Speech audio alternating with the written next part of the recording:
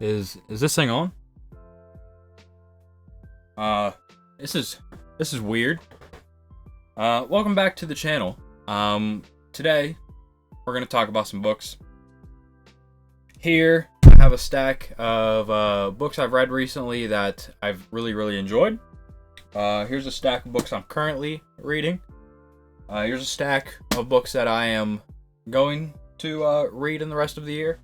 And here is a stack of books that I may be reading in the rest of the year. So, as you can see, we have a little bit of a common theme here, and that's books, which basically means I'm a fucking nerd. But we have books that we're gonna talk about because that's what we do here. Before anyone comments, yes, you got free admission to the gun show today. It is hot as balls in Ohio, so this is what you're stuck with. And frankly, I won't even say you're stuck with it. You are privileged to grace your eyes upon these pythons. So anyway, let's get on to the books, I should say. So some of these books I don't have physical because I read or listened to the audiobooks, and you know, that's just what we do. But first up, I read The Scar by China Mieville this year. You know, somewhere in between my last video and now. This book, you know, scientists have long debated whether or not such a thing as a Kev book actually exists. But they all pretty much agree that if it does, this book is probably it. It's got pirates, it's got weirdness, the characters are great, it's a big old chunky boy. Yeah, it's just the world building that China Mieville weaves into his books so seamlessly is just crazy, because he doesn't really build his worlds, you know, he sprinkles in little nuggets of information, and then never comes back to him. He's just like, here's this really cool shit over here. You got to make up your mind on what's really going on, because I'm not going to tell you. So yeah, that's pretty cool. His writing is literally some of the best I've ever read. Some of the best, some of the most creative. He uses really big words that you got to stop and look in the dictionary to figure out what the hell they mean. Yeah, this is also book 2 of the Boss Log trilogy. I would say this could be read as a standalone if you really wanted to, because I think it's way better than Perdido Street Station, which is worth reading on its own. But if you don't really feel like it, you could totally just read this one. So yeah, I have no clue where I'm gonna put these. Let's just toss them over there. Next up, these are not like in order. I tried to put them in order and then I just said whatever. And this is gonna come as no surprise. Stephen King is my favorite author. He's got 3 books in this stack alone, and he's got some more behind me, so you're just gonna have to deal with it. Christine by, of course, Stephen King. This is about a sentient. Well, I guess it's not really sentient. Or maybe it is. I don't know. That's a question that is raised in the book. Is this car sentient or whatever? But the car kills people. This book is way better than I thought it was gonna be. I was like, man, I only got it and read it because this is the 40th anniversary edition. I really like these editions that they're coming out with. I know people hate the tall mass market paperbacks, but I don't mind them, especially. Oh, my bookmark is in here. Free surprise bookmark. But these ones are kind of floppy and not too stiff, so they're not too bad. But yeah, they're doing these like anniversary editions for all of his books. So yeah, I really like these ones. But anyway, back to the book. This is not so much about a killer car as it is about just being a teenager and having friends, and you know, falling in love with not only other people but hobbies such as your car or how friends kind of go their separate ways the older they get in life. And it's much more thematically deep than I expected it to be. And yeah, it was just amazing. The characters are mostly great.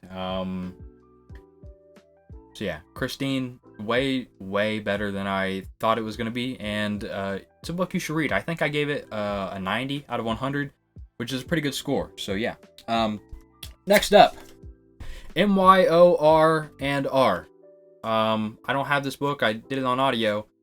So I just wrote it down. But this is My Year of Rest and Relaxation by Ottessa moshfegh. This was my entry into this new fad of hot girl fiction. And as you can see, you know, I got the hair. I consider myself to be somewhat of a hot girl as well. This book is ridiculous. The main character, who I don't believe is ever actually named, it's a first-person perspective. She is the definition of a hot mess. Like, this girl has so many problems. But basically the gist of it is, you know, she's going through some stuff. You know, she's pretty depressed. She just wants to, you know, she's got money put back. She got loads of money, more money than she could ever need, and she just wants to sleep for a whole year, hence the title. So she basically does just that, except along the way, she gets addicted to a lot of drugs. And her therapist, who is also fucking cuckoo in the head, helps her out. You know, she's prescribing all these different pills and everything. I love the therapist. She was cool. I forget what her name is, but, you know, props to her for not really taking her job too seriously, just like pretty much everyone else does. Yeah, she gets addicted to some drugs, and in her drug-addled state, she basically blacks out and goes and does even crazier stuff. She doesn't like to bathe during this whole year. And then she finds some drugs that'll, like, start knocking her out. And so she could just sleep for an entire year. And the thought process behind this, I guess, is that when she wakes up after this whole year, everything will be better. Yeah, this book is a really good, it's really good at showing kind of what depression can do to someone. Yeah, it was, chef's kiss, Ottessa moshfegh. She's back here, in this other pile as well. More hot girl books in my life. Next up, another Stephen King book. This is Needful Things. This is one I always wanted to read. And it's a pretty big one. This is really good. It's really good. Again, way better than I expected it to be. This is Stephen King doing what I love about his books the most, and that is small town building. Books that stand out with his small town building for me are Salem's Lot, Under the Dome, even though he kind of flubbed the ending. By the way, that book right there, I'm going to read that again. But yeah, Needful Things, small town building, great characters. One of the best Stephen King protagonists I have read. The ending is a little wonky, but you know, one of the things that King fans love about King is that he just does shit in his books that, you know, maybe don't make sense. Maybe he shouldn't do, but he just does them anyway. And the ending is a little wonky, pretty out there, but I loved it all the same. I think that book is probably on par with Salem's Lot, which is a really good book, by the way. As far as like his town building and everything, in the actually no, it's better than Salem's Lot in town building, because these characters are actually good, and the ones in Salem's Lot are not great, even though that book is really good. Next up, the Millennium Trilogy. Once again, I don't have these books. I used to have these books, but I don't now. This is, of course, the girl with the dragon tattoo, the girl who played with fire, and the girl who kicked the hornet's nest. So I read The Girl with the Dragon Tattoo way back. I think I was in 6th grade. I was probably 11 or 12. And I remember liking it, but I don't remember anything about the book.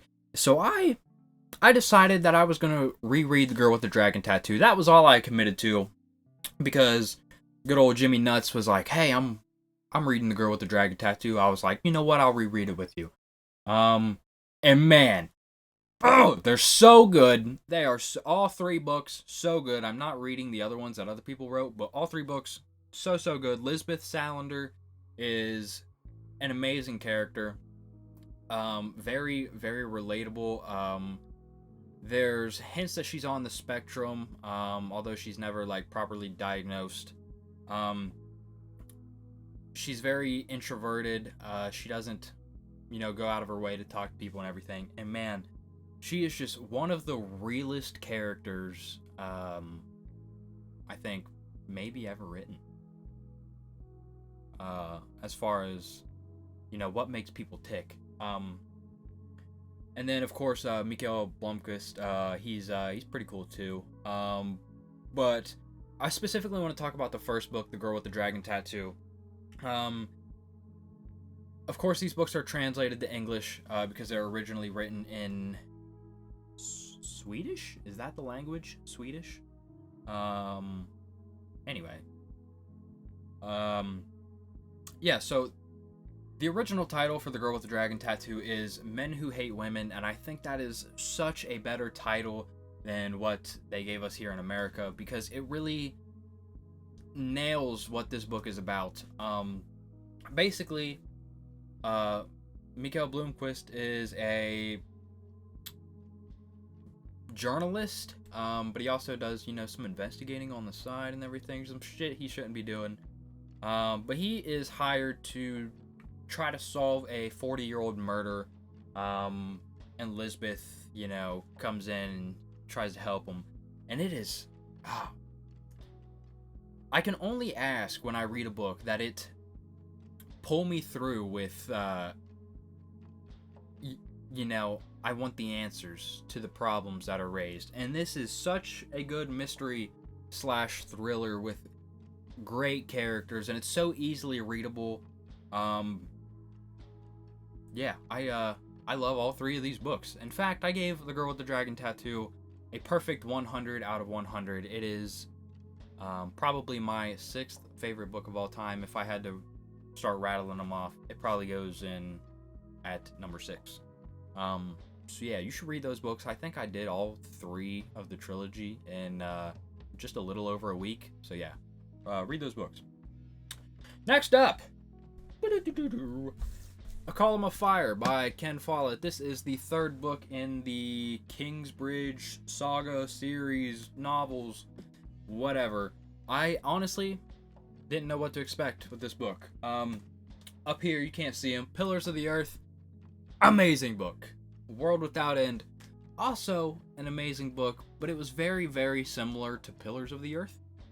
So I kind of expected the same thing here. And it kind of is. It has the tropes that Follett really likes to follow, and that, this person likes this person, they want to get married, they can't get married because problems. This book is less so about the village of Kingsbridge and more about, it's set against the backdrop of Catholic versus Protestant Europe, and that was so good. I was in it the whole time. The characters are great. He's really good at making you hate the antagonists. So, yeah, good book. That's all I'm gonna say about that, because I need to wrap this shit up. And then once again, another Stephen King book. This is Duma Key. I recently read this one. This is widely hailed as one of his most underrated books. And I can say that's pretty true. The first 400 pages is very slice of life. Just 2 dudes being dudes. Basically, Edgar, our main character, was he worked on construction sites, had his own construction company. A very bad accident befell him, It led him to getting very depressed and suicidal, and he had a bunch of anger issues, would lash out in anger, and anyone would try to help him during his recovery, and that led to him getting divorced. And then he moves to the island of Duma Key to kind of like start over, you know? And then from there, things get a little crazy. They get a little weird. It's very much a horror novel, especially in the back half. After you get out of the kind of the slice of life thing, and I loved every second of this book. Stephen King does a lot of good things in this book, whereas Needful Things was more of like a whole town, whole community. This is just pretty much 2-3 characters for the whole book, and you know, it says a lot when one author can do both of those things, and make this list of best books I've read this year, or at least since my last video. So, I'm 16 minutes into this video. We still got more books to talk about here. So we're gonna take a quick little intermission. I got my monster here. Cheers. Alright, we're just gonna continue. If you hear my dogs barking in the background, I'm sorry, I apologize. Anyway. We're gonna put this little bad boy off to the side. We're gonna talk about it in a minute.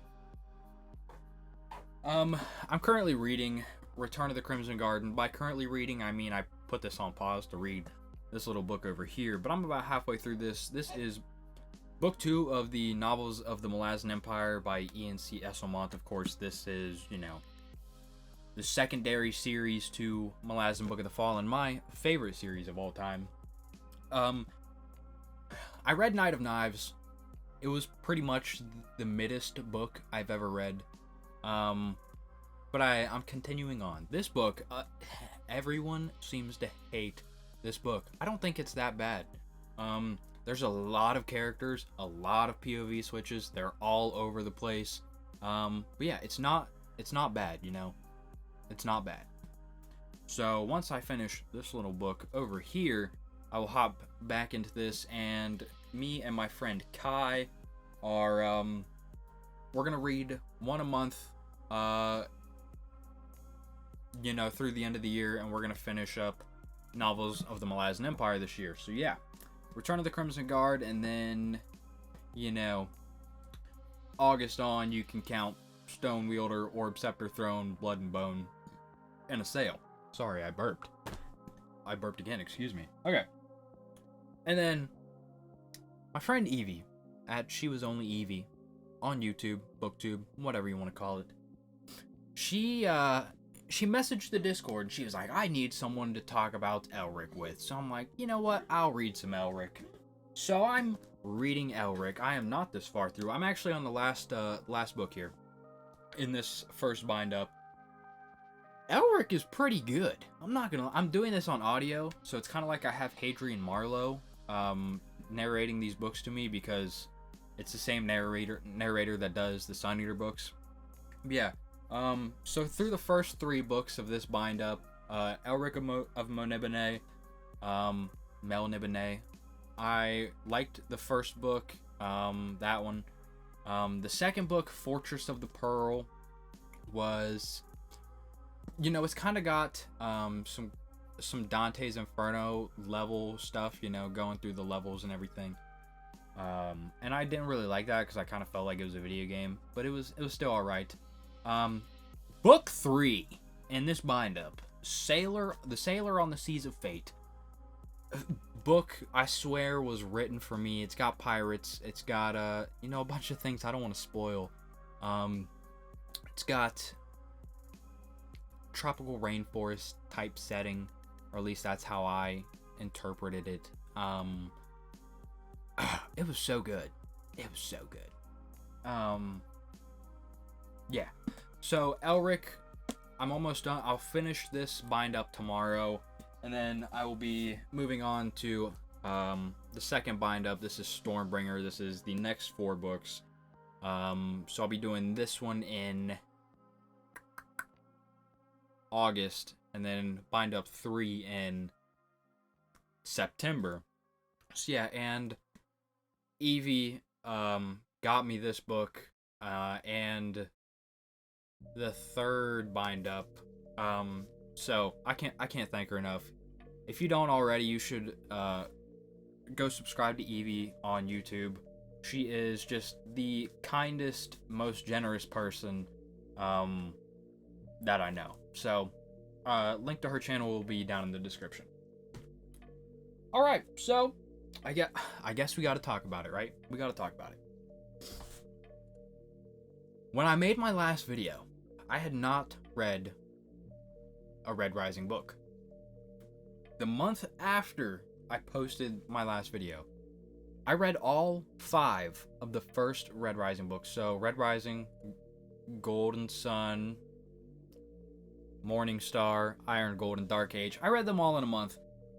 God damn, those books are good. Golden Sun was amazing. It was my favorite of the first 3, and then Dark Age topped it, and oh, they're so good. So now, of course, I'm reading Light Space Bringer. It just came out a couple days ago. Pierce Brown, dude. I went from being a hater without ever having read one of your books to devouring 5 books in a month to buying 2 copies, pre-ordering 2 copies of your book, including one signed. So yeah, not much I can say about this book or about this series that hasn't been said already. If you haven't read Red Rising, just do it. Some of the best sci-fi going on right now. It's like Sun Eater, Red Rising, neck and neck. All right, let's scoot these bad boys over. Here's so these books are definitive books that I'm going to be reading this year. First up we have whoa. All right. First up we have Tai-pan, but not really Tai-pan because I just finished this one earlier this week. But I don't have Gaijin, so I'm holding up Tai-pan.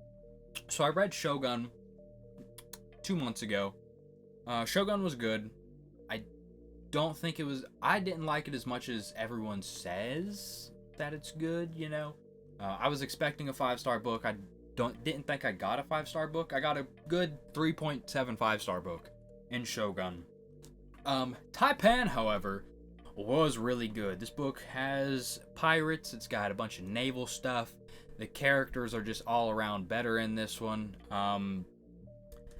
Yeah. Tai-pan, very good. I will be reading Gaijin. I don't know where Gaijin takes place in Asia. It is the Asian saga. I don't know where Tai-pan takes place. I just know that I'm going to be reading it in August and possibly September with Alan from the Library of Alexandria. So yeah. Next up, I'm going to be reading Eileen by Ottessa Moshfegh. This would be my 3rd Ottessa Moshfegh book because I read Lavona. That book is very gross. I didn't like it as much as I liked My Year of Rest and Relaxation, but it was alright. But I will be reading Eileen. I believe this was her first book? I don't know, but I'm going to be reading this one soon. I don't know a whole lot what it's about, but I know my guy Carlos of the channel StoryTube, link in the description, just recently did a batch review of this book and Child of God, which to me seems like 2 very different books to put together, but he said they share some similarities, so I'm interested. So I will be reading Eileen by Ottessa Moshfegh, which reminds me, I forgot to mention that I am also currently listening to Boy Parts by Eliza Clark, which is another hot girl book. So yeah, I just want to throw that out there. Starting in September, me and Jimmy from the Fantasy Network are going to be buddy reading the Otherland series by Tad Williams. This is we're going to be doing all 4 books, hopefully one a month, starting with Otherland, City of Golden Shadow. These are some chunky boys. This is some weird sci-fi from our boy Tad. So yeah, I think it's like some VR type stuff, virtual reality type stuff. So I'm pretty interested. So yeah, City of Golden Shadow, Otherland. September through December. Pencil it in. Hopefully some of you can join us. Also starting in September with my buddy Kai, because we are not buddy reading enough shit together. On top of this Otherland read we're doing, and on top of the novels of the Malazan Empire read we're doing, we're going to be starting Black Company. Currently, we are only committing to the first book in September. I'm sure we will probably just do one a month, and for the most part, and read straight through them. This is, Malazan adjacent, and being that this is, I guess, like the primary inspiration, towards, the Malazan Book of the Fallen. It's very military fantasy, and I really like that stuff. So, Black Company, we will at least be doing the first book in September. And then, my boy Steven had to make another appearance here. Yeah, this is his last appearance, don't worry. Under the Dome, this will be a reread for me, but me and Jimmy from the Fantasy Network, and a lot of people that are jumping on this, are going to be reading this book in October. I was originally planning on doing Kingtober, where I just read all Stephen King books all October. I don't think I'm going to do that. Yeah, Under the Dome, we're going to reread this one. I last read this, I think, about 9 or 10 years ago. A long time ago. It's a big boy. This, once again, is King doing what King does best, and that is small town building. And this time, he's pretty limited, because, as you can see, they are trapped under a dome. So many characters, so many great characters. The tension is real in this book. I love it. It's in my top 5 King books. It may even be number 3. So yeah, Under the Dome, I'm going to be rereading this in October. Anyone that hasn't read it, I highly recommend you do so. Yes, the ending is not great. And it's like completely out of left field, but read it anyway, because this book is almost 1,100 pages, and I would say 1,000 of them are really, really good. So, read the book if you haven't already. Alright, so that is all of the stuff I currently have planned. This video is going really long. I hope it's still recording, dude. So, here's what I want to do. I need some more books to read. So, choose one book. Choose one book that you want me to read more than any other book. If I've read it already, I'll just let you know. Pick something else. Put that book in the comments. At some point during, the rest of the year, I will put them all on a wheel, and I will spin the wheel, and I will read whatever book gets picked. So, yeah. Do that. One book you want me to read more than any other book, put it in the comments. If you even see this, I don't know. No one's watching this video at this point. It's gone too long. But yeah, I'll pick a book of the comments choosing. So anyway, on to books that I may possibly read this year. There's only 3 here, but these are some series, so I did read Dune Messiah a couple months ago, so now we have Children of Dune. I might get to this year. If not, I will definitely get to it next year. I don't really care about Children of Dune. I care about God Emperor of Dune, because I've seen the covers for God Emperor of Dune, the old covers, where there's like a human sandworm hybrid, and I gotta know, are they fucking the sandworms? I gotta know, but first I gotta get through Children of Dune to get to this one. So yeah, I will probably read these this year. If not, next year for sure. And then my boy Ken Follett making another appearance. He does have a book coming out at the end of September. That is the 5th Kingsbridge book, The Armor of Light.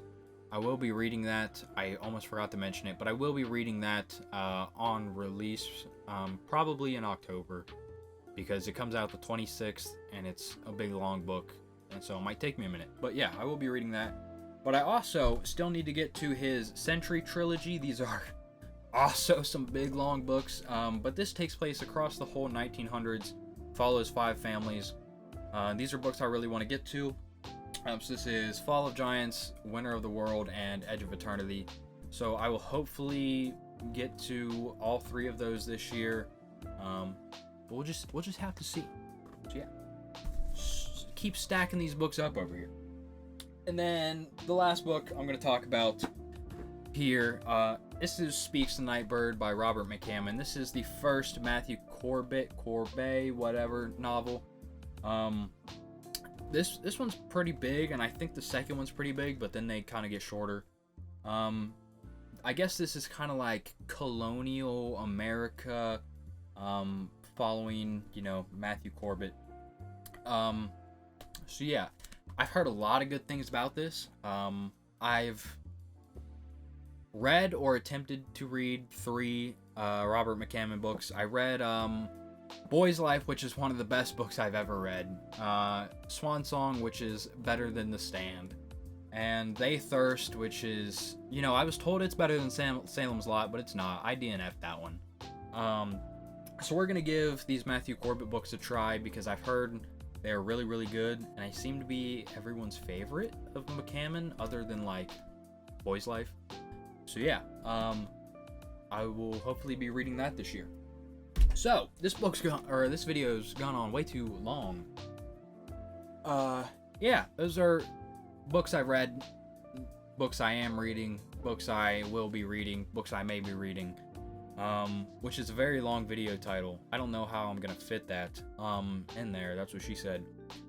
So yeah, if you've enjoyed the video, like, comment, subscribe, do all that fun jazz. I don't really care. This is clearly not